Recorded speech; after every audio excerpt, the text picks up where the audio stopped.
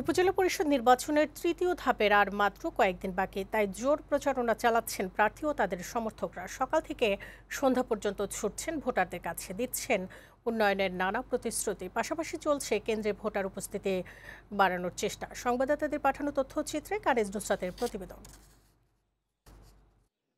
প্রচার প্রচারণায় জমে উঠেছে তৃতীয় ধাপের উপজেলা পরিষদ নির্বাচন। প্রার্থী ও তাদের সমর্থকরা নিজ নিজ নির্বাচনী এলাকায় মাইকিং, উঠান বৈঠক ও আলোচনা সভা করছেন।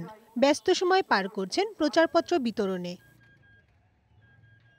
তৃতীয় ধাপে নীলফামারী সদর উপজেলায় অনুষ্ঠিত হবে নির্বাচন। সকাল থেকে রাত পর্যন্ত ভোটারদের কাছে যাচ্ছেন প্রার্থীরা। গণসংযোগ ও নির্বাচনী পথসভায় ব্যস্ত সময় পার করছেন। সেই সাথে ভোট কেন্দ্রে ভোটার উপস্থিতি বাড়াতে প্রার্থী ও তাদের সমর্থকরা জোর প্রচেষ্টা চালাচ্ছেন। লালমনিরহাট সদর উপজেলায়ও জমে উঠেছে নির্বাচনী প্রচারণা।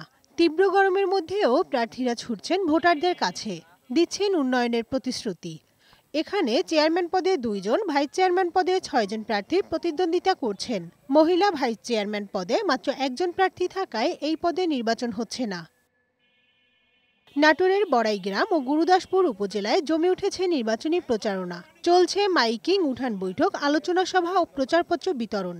গরম উপেক্ষা করে প্রার্থী ও তাদের সমর্থকরা ভোটারদের কাছে গিয়ে ভোট চাওয়ার পাশাপাশি উন্নয়নের নানা প্রতিশ্রুতি দিচ্ছেন। কিশোরগঞ্জের তাড়াইল উপজেলা পরিষদ নির্বাচন যত ঘনিয়ে আসছে ততই সরগরম হয়ে উঠছে ভোটের মাঠ। ভোটারদের মন জয়ে ছুটছেন প্রার্থী ও তাদের সমর্থকরা। গণসংযোগ ও নির্বাচনী পথসভায় ব্যস্ত সময় পার করছেন তারা। ফরিদপুরের সদরপুর ও ভাঙ্গা উপজেলায় প্রচার প্রচারণায় ব্যস্ত প্রার্থীরা।